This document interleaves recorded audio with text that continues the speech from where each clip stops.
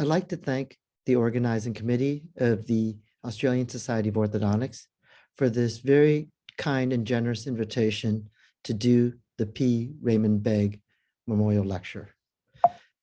It's quite an honor for me to do this lecture, considering the status and stature of Dr. Begg. As you guys all know, Dr. Begg was instrumental in developing orthodontics and promoting it in Australia.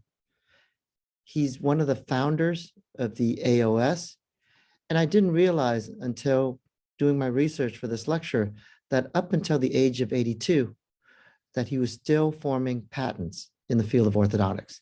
I hope that my lecture has about 1/10 of the passion that Dr. Begg had for this profession and the field of orthodontics.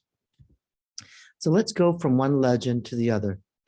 Dr. Profit was my mentor at the University of North Carolina in Chapel Hill, and he introduced the idea of the envelope of discrepancy. And what Dr. Profit explained is that there's a certain amount of movements that you can do, or range of movements that you can do in orthodontics alone in the pink. After that amount, you would need orthodontics and orthopedics shown in the yellow. And then when the malocclusion was larger than that, you would need orthodontic surgeries highlighted in the blue. But the advent of scallop anchorage has started to blur some of these lines. It started to blur what is possible with orthodontic camouflage and what's really needed with surgery. So let's start by taking a look at this case. And we all know, and we can all see, that this girl is a very severe class 2 skeletal and dental malocclusion. She has 14 millimeters of overjet. They're spacing the upper procline teeth. How would you treat her? Would you extract upper fours, put in scallop anchorage, and retract the upper incisors maximally, procline the lowers and intrude it to correct the deep bite? And you would change her lips position accordingly. Or would you decompensate her, extract teeth, put the incisors in the center of bone, and set her up for an oral surgeon to do a bilateral sagittal split advancement to give her the ideal bony and soft tissue harmony? Again, how do you decide between orthodontic surgery and skeletal anchorage? Let's look at another case. A class 1 gummy patient. Her chief complaint is I show too much gums when I smile. How many of you would set her up for a Lafort impaction?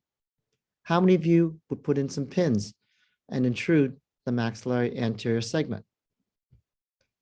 How about this class 3 patient? How many of you would set her up for either a BSSO setback, a maxillary advancement? How many of you would set her up for bone plates if she was the appropriate age? Or how many of you would put retromolar mini screws and retract the mandibular dentition to get positive overjet?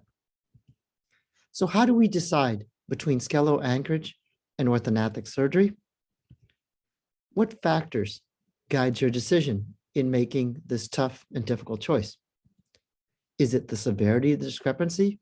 Maybe try the mild cases with skeletal anchorage and the more severe case with surgery. Is it aesthetics? We know that orthodontic surgeries can produce more changes in the midface and height length, but at the same time, it can have adverse effect on the nose and the lip positioning. Is it the level of expertise? Are you comfortable with skeletal anchorage? Can your surgeons produce the ideal aesthetic results that we all want? What about the cost? In Australia, the government covers a lot of the fees for orthodontic surgery, but in the United States, one night stay in the hospital and a Lafort advancement can run anywhere from $35,000 to $45,000. What else should we consider outside of these guidelines? Let's look at a case. This is a patient that was treated by a friend of mine in Yonsei, Seoul, Korea. The patient's chief complaint is that my teeth sticked out. And you can see he has a little bit of mentalis strain. And so Judy does an excellent job of taking out 4 bicuspids and using mini screws to maximally retract the incisors. And there he is at the end of treatment. And you can see she did a great job of making the teeth fit, getting ideal aesthetics, and reducing that lip incompetence that he had before treatment. But when she looked at the x-rays, what she saw was a severe amount of root resorption.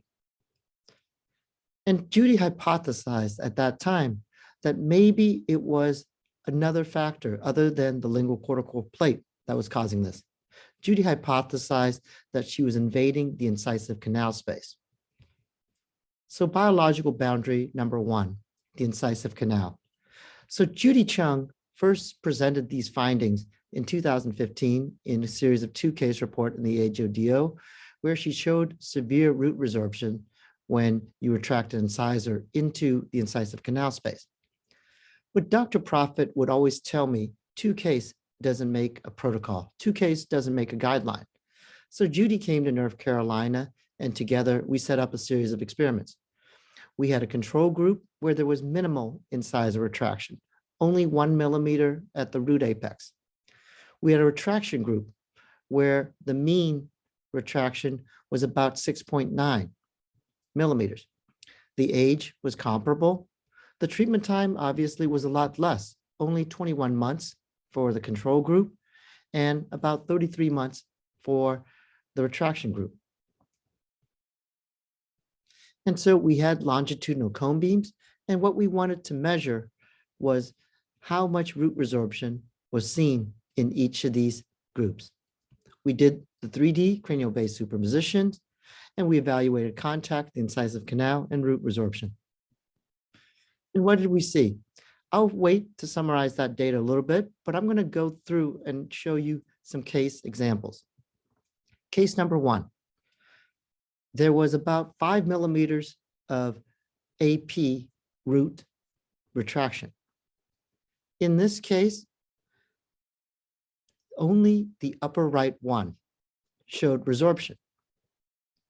And when we looked at the 3D models, what we saw was that the right one went into the incisive canal space, while the left one skated by it. Case number 2, we saw about 5 millimeters of maxillary incisor intrusion, about 3 to 4 millimeters of retraction, yet there was no root resorption. When we looked at the 3D image, we found that the patient had a very thin and slender incisive canal. Therefore, the roots was able to be retracted and bypass this incisive canal space, leading to no harmful effect in terms of root resorption. And you can see in the 3D cone beam images that the incisors rested beyond the confines of the canal space. Case number 3, a very large canal to begin with. And then the incisors were retracted, and you can see the result was very severe root resorption. And again, before treatment, you can see the incisor was very far away from that canal space. Red is post-treatment, and you can see the incisors were retracted back into that space, leading to very severe root resorption. What we saw in our study was that contact to the cortical plate of the incisive canal led to root resorption of the incisors. On an average, 58% of the maximum retraction case led to invasion of the incisive canal space. On an average, invasion of the canal space led to very severe root resorption. The minimal retraction cases saw about 0.8 millimeters of root resorption. The invasion groups saw 2.4 or higher millimeters of root resorption. We found that 60% of the subjects had incisive canals that were wider than the interradicular distance. That means that if you were to severely retract these incisors, you are at risk of hitting this canal space. We also saw that on an average, you wouldn't get into trouble unless you retracted the incisors greater than 5 millimeters, because the average distance between the distal part of the root and the anterior part of the incisive canal was around 4 to 5 millimeters. And surprisingly, we saw that even in rare instances, or I shouldn't say rare, in about 1 in 4 cases where you did retract the incisors into this canal space, the canal showed remodeling. What do I mean by remodeling? The white mesh is the canal at time 1. The red mesh is the canal at time 2 after incisor retraction. And what you can see is what looks like the indent of an incisor root into that space, leading to a remodeling event. Blue means that area is resorbing actively. Green means it's staying stable and there's no bony remodeling. And when you superimpose and overlay the images of the incisors, you start to see that this truly is remodeling of the incisive canal. Unfortunately, it only occurs in 1 out of every 4 patients, and we really don't know why yet these patients have this reparative potential when the other 75 do not. So again, what else do we see as a biological boundary? What happens when you do uncontrolled tipping of the incisors to try to reduce overjet for a class 2 patient? Again, we see that contact of the incisor roots to the labial cortical plate leads a little bit to root resorption. Biological number 2, boundary number 2, the maxillary labial cortical plate. What we see is that the labial cortical plate shows limited bending above A point. When you're below A point, there is bending and potentially remodeling. But when you're above A point, the movements of the roots show very limited amount of remodeling or bending.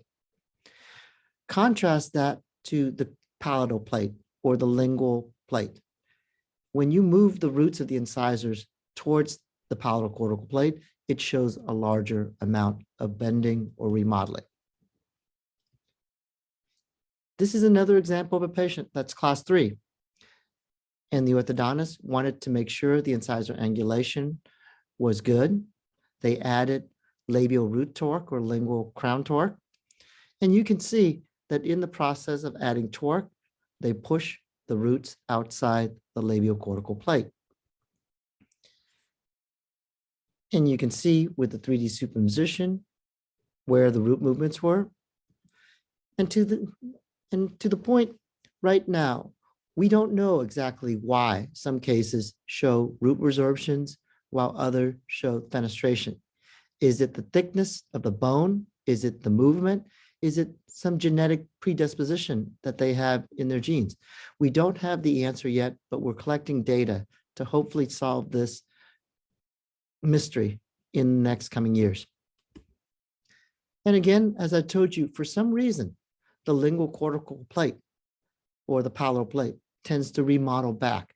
This is the case I showed you earlier with 4 to 5 millimeters of incisor intrusion and 4 millimeters of root distalization. And yet what you can see is white is time 1 and this red image is time 2, that the lingual cortical plate remodels to accommodate that position of the teeth. Why is there more remodeling potential in the palatal bone than the labial bone? We don't know. Is it the thickness? Is it the amount of PDL? Is it something else? Again, these are mysteries we're hoping with the help of other researchers, we can find out in the coming years. So let's move our attention then to class 3 patients. How do you decide between surgery, bone plates, and screws? We're going to talk about the screws first. Chris Chang introduced the idea of the buccal shelf TADs. And in his talks at the AO, he showed some dramatic, amazing cases where you're able to correct severe amount of negative overjet, 4 or 5, maybe even 6 millimeters in this case, without any extraction, purely through mandibular arch distalization using 2 buccal shelf TADs.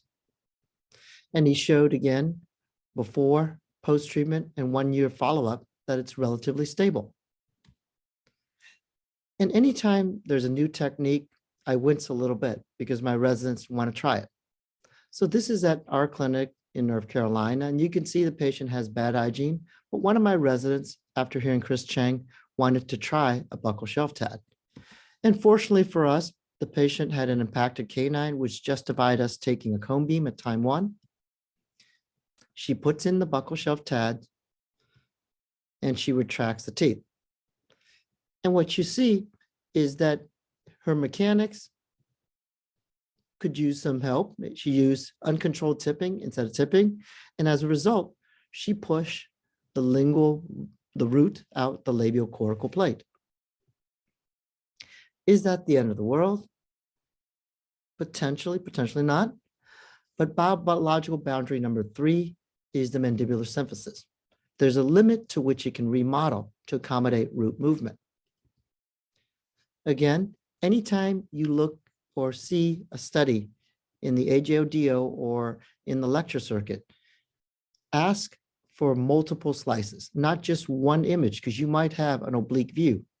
And what you can see is that in this patient, as you scroll up and down, you clearly see that my student pushed the root out of the labial cortical plate.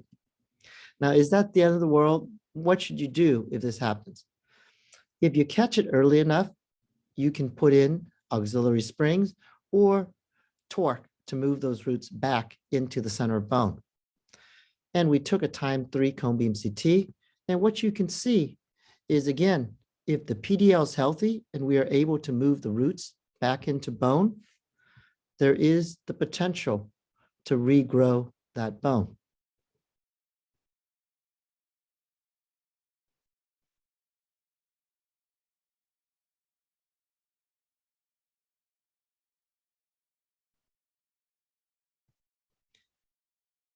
Again, time 1, the teeth were center in bone. Time 2, uncontrolled tipping led to fenestration of the roots. And time 3, moving it back into the center of bone, regained that bone. Did we lose some height? Potentially. Again, bringing the roots back into the alveolus can generate new bone if the PDL is healthy. So how was Chris Cheng able to get away with his movements when my student wasn't? Well, first and foremost, before you retract an incisor in the attempt to camouflage a class 3 malocclusion, you want to take a look at the thickness or the width of the mandibular symphysis. In Chris Cheng's patient, there was 7 to 8 millimeters. The symphysis was very thick. In the case of my student, there's only 4 to 5, about the width of that incisor. And the second thing you should look at is controlled tipping, right? In her haste to try to close space or correct overjet as quick as possible, she closed space on a nai-tai wire and ran class 3 elastics. Controlled tipping, sound mechanics could keep the roots centered in the symphysis and tip the crown back in a more lingual nature, thereby preventing fenestration. So the question then becomes, how far can we bodily tip the teeth back without causing harm? And this led to another study with Judy and I that we are in the process of publishing in the Journal of Dental Research special issue. We had 30 patients, the age of 29. We wanted to look at lingual bone remodeling, and we had cone beam CTs before and after treatments, and we performed mandibular regional superimpositions. And what we wanted to see is, this is a mandibular regional superimposition. Green is time 1. Red is time 2, post-treatment. That as we retract this incisor and we bypass the limit of the lingual cortical plate, will it remodel or will we produce dehiscence and fenestration? So what did we see? We saw that typically when you retract the incisor, the first thing you lose is alveolar width thickness. On an average, at the height of the crestal bone, you lose about 0.5 millimeter. But in between the bone, you lose 1 millimeter, twice as much. At the root level, you lose a little bit less. Why? Because those roots aren't moving as much. What's the take-home message? That as you retract the lower incisors lingually, the width of the alveolus gets smaller. Now, does this mean that you're producing dehiscence and fenestration? And I have to be honest, the resolution of our cone beam isn't strong enough to tell if it's truly dehiscence or that bone layer is less than 1 voxel, in our case, 0.3 millimeters. All we can say is that on the film, we can't see it. It just does not mean that that bone isn't there. But we see this interesting phenomenon where you see almost scalloping of the roots. You see this washboard. And what we hypothesize is that maybe it's the cells of the PDL that has progenitor ability to regenerate bone, and that it has a limited distance. When it's immediately around the roots, you see all of this remodeling. When you're in between the roots, you don't see as much remodeling. And we saw that in the maxilla when we were retracting back incisors. And we published that work in the American Dental Association Journal. Cases where we took out bicuspids and we retracted it back using mini screws, we saw the development of what was historically called osteophytes. And we thought these were bony projections that formed because of some potential growth in the bone. But what we saw in these limited sample was that as we retracted the incisors, the bone around the roots resorbed back, the interradicular bone did not. And as a result, it formed these little spikes. And you can see in the cone beam, right around the roots, in green, the bone went back. In between the roots in red, that bone did not come back. It stayed exactly where it is. And if you retract it far enough back, you would form these spikes. Do you see this when you retract an incisor 1 or 2 millimeters, 3? No, you start to see this when you retract it a severe amount, 7, 8, 10 millimeters. And we published this finding, and this was one of my prideful study because it was the last study that I published with Dr. Profit, differential alveolar bone remodeling after orthodontic retraction. And maybe we're seeing the same phenomenon, that maybe the ability of bone to remodel lies inherent in the PDL. Do we know this for a fact? No, but we are continuing studies to hopefully validate or find out what is causing the ability of bone to remodel as we move teeth. Are there any other side effects from mandibular incisor retraction? Again, if you put in a buccal shell TAD, you can correct overjet. You might lose a little bit of alveolar thickness, but maybe that's not the end of the world. What other side effects can you produce? Let's look at the pan for that case. One of the things you can see is that unless you're distalizing through the center resistance of the molars, you tend to tip them distally. As you tend to tip them distally, you create a posterior open bite. And again, even if you look at Chris Chang's case, you see the same phenomenon. It's very hard to set up power arms that won't invade the vestibule when you're trying to retract mandibular molars through that thick alveolus and through the center of resistance. And again, it goes back to basic mechanics, lessons that Charlie Burstone showed us. As you retract, unless you can go at the level of the center of resistance of this complex, you're going to tip these teeth back. While that might gain you positive overjet, you're still left with a posterior open bite. So what are the limits of the biological boundaries? And I'll put this screen up, but I won't bother to read it. It's a review of what we talked about, the incisive canal, the maxilla, and the mandibular symphysis. Are there more biological boundary? Yes, but in the span of this lecture, I won't have time to cover all of them. Let's go on and talk about bone-anchored maxillary protraction. This was introduced by Hugo de Klerk in 2003 as an orthopedic means to correct class 3 malocclusion in the later stage. We know that reverse pole face mask works well from 7 to 10, but after 10, it tends to produce more dental-alveolar compensation. So Hugo introduced the idea of placing 4 bone plates, and to these bone plates, 10, 11, 12, 14-year-old kids would wear rubber bands. And you can take them from there to there to there. And we've published this work before that you can get very large amount of orthopedic correction. You can get 5 to 6 millimeters of maxillary protraction in this case, and surprisingly over a 2-year span, hold the mandible exactly where it is. Close up the gonial angle a little bit, maybe even distalize the condyle. And we published this work to show that there was a component of maxillary protraction, but there was also a major component of mandibular strength. About 60% of the orthopedic effect came from maxillary protraction and 40 came from mandibular restraint. We didn't stop cartilaginous growth or bony growth. What we did was we redirected it in a distal direction.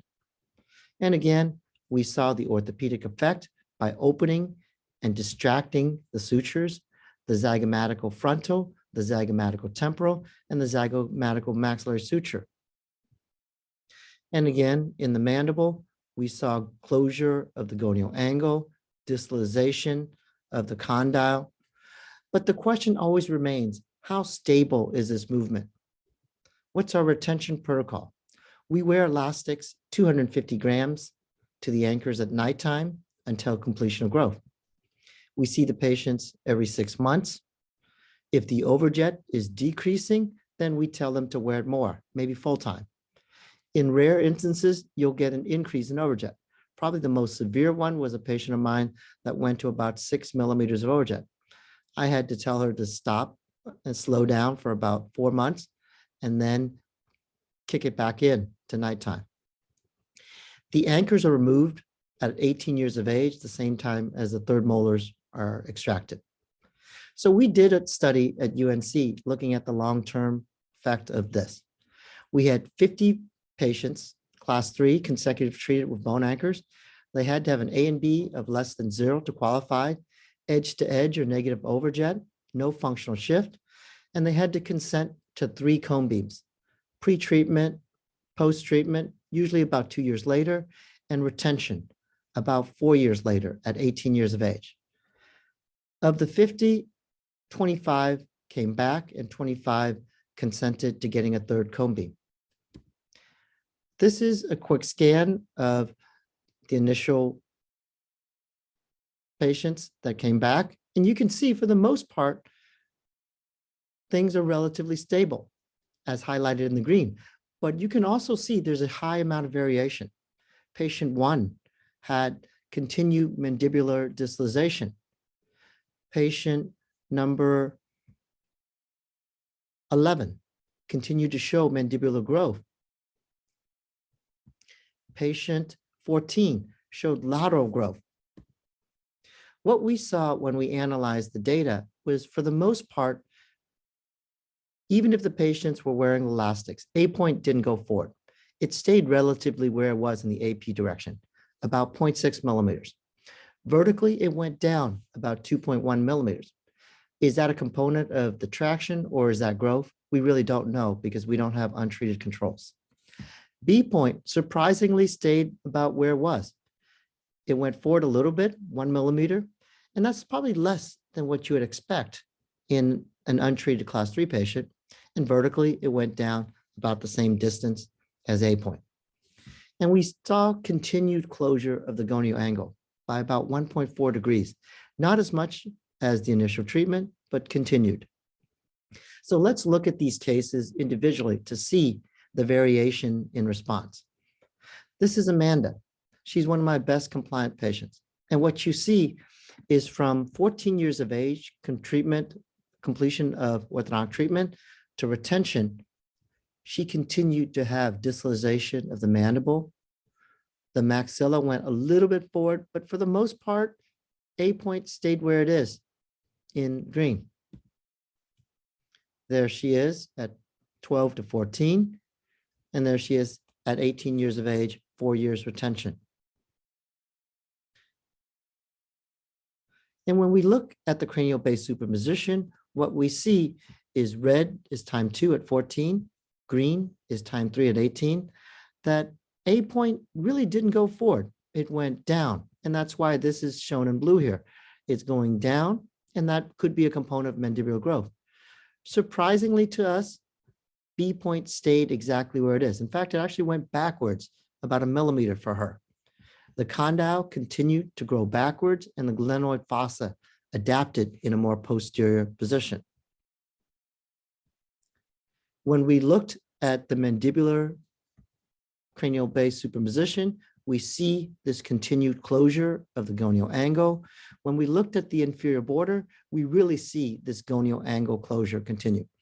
We do see that she's continuing to grow in terms of condylar height, but we're able to prevent B point by going forward by redirecting that growth into a distal direction. And there she is, 8 years retention. And she's scheduled to come in and get the bone anchors removed at 22 years of age. Let's look at patient number 2, Connor. He was seen at 9 years of age after having phase 1 and reverse pole face mask. And then at 12, he hit part of his pubertal growth spurt and outgrew that orthopedic change and ended up with negative overjet. So we put on, again, he outgrew that change, went from an SNA of 81, SNB of 81, to an SNA of 83 and an SNB of 86. And we put on the bone plates. And within about 4 months or so, Connor was able to go from a class 3 canine relationship to a half a cusp class 2 relationship. And we overcorrect because we know during the pubertal growth spurt, the mandible grows more than the maxilla. And you can see Connor is slipping back a little bit. He's still a little class 2 canine, but not as much as he was during mid-treatment. And there he is at 14 years of age at the end of treatment. There he is, 4 years in retention at 18 years of age. And again, at 6 years retention, 20 years of age, having the bone anchors already removed at 18. And when we look at pre-treatment to 4 years retention, what we see is that Connor was one of the rare cases where the maxilla continued to come forward a little bit and the mandible stayed the same. Of the 25 patients that we recalled, only 2 or 3 exhibited continued forward growth or protraction of the maxilla. Connor was one of them. And you could see nasion vertical here, it was right in line. And at the end of treatment, it went a little bit forward. Is it because at time 2, we captured it before he was 14 years of age? Potentially. But again, it shows the individuality of the responses with these bone anchor treatment. And this is what we see in the cone beam superposition, that from end of treatment to 4 years later, Connor stayed relatively stable. Let's look at Jack. He was probably one of the most severe class 3 cases I treated with bone anchors. When you look at his skeletal malocclusion, you see that his A and B is already at -7. His Witts appraisal was -14. He was told he needed 2 jaw surgery. Mom wanted to try something else. And I told them that we most likely won't eliminate jaw surgery, but we can reduce the jaw surgery to maybe 1 jaw or a smaller, more stable increment. So we put on the bone anchors, and Jack does a great job of wearing it. A little bit over a year, he was able to jump that bite and get positive overjet. And when you look at the cranial base superposition, you see that we were able to protract the maxilla 6 millimeters. We kept the mandible exactly where it was. And there's the soft tissue change before treatment and after treatment. And Jack grew a lot. When you do mandibular regional superposition, his condyle grew 14 millimeters over this 2.5-year time span of treatment. Imagine what would have happened if we didn't have the bone anchors in place. How much more class 3 he would have grown.